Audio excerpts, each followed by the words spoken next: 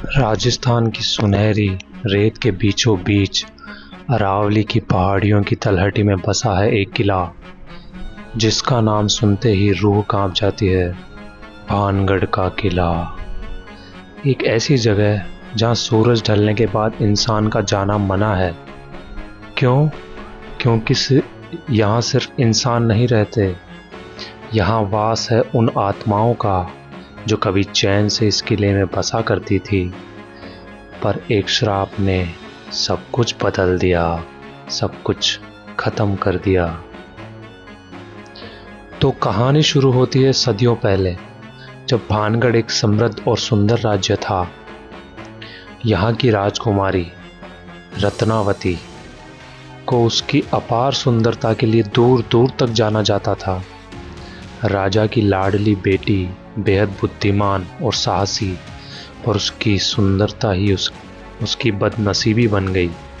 एक दिन भानगढ़ के पास ही रहने वाला एक तांत्रिक सिंधु सेवड़ा राजकुमारी पर मोहित हो गया, लेकिन उसे ये पता था कि एक तांत्रिक की औकात रॉयल फैमिली तक पहुंचने की नहीं है।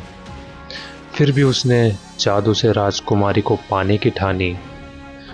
उसने एक तेल में वशीकरण मंत्र डाला और उसे राजकुमारी तक पहुंचाने का इंतजाम किया, पर राजकुमारी को शक हो गया। उसने वो तेल जमीन पर फेंक दिया और उसी पल तेल एक पत्थर से टकराया जो लुढ़कता हुआ तांत्रिक पर जा गिरा। सिंधु सेवड़ा की मौके पर ही मौत हो गई, लेकिन मरने से पहले उसने वो श्राप दे दिया जिसने हमेशा के लिए भानगढ़ की किस्मत बदल दी। उसका आखिरी वाक्य था, इस नगर का नाश होगा, कोई भी जीवित नहीं बचेगा। कुछ ही समय बाद रात के अंधेरे में अचानक हमला हुआ। किसी को कुछ समझ नहीं आया। किले की दीवारें टूट गई, चारों ओर चीख पुकार मच गई। कहते हैं उसी रात राजकुमारी भी मर गई, और तब से लेकर आज तक न वो किला दोबारा बसा और न ही कोई वहाँ जिंदा बचा। जो लोग रात में वहाँ गए वो या तो लौटे ही नहीं, या उनकी हालत ऐसी हुई कि वे कुछ बोलने के काबिल नहीं रहे। वो कहते हैं कि एक अजीब सी ऊर्जा वहाँ मौजूद है जो सांसें भी खींच लेती है। आज भी सूरज ढलने लगता है तो भानगढ़ के दरवाजे अपने आप बंद हो जाते हैं। सरकार ने भी बोर्ड लगा रखा है कि सूर्यास्त के बाद प्रवेश वर्जित है। जो लोग वहां रात में रुकने की कोशिश करते हैं, कभी किसी अनदेखी परछाई से डर जाते हैं, तो कभी किसी अदृश्य शक्ति के थप्पड़ से ज़मीन पर गिर जाते हैं। कई पैरानॉर्मल इन्वेस्टिगेटर्स ने वहां रिसर्च की है। कुछ ने कैमरे में रहस्यमय परछाइयाँ कैद की है, तो कुछ ने वहाँ से भागकर ही जान बचाई है।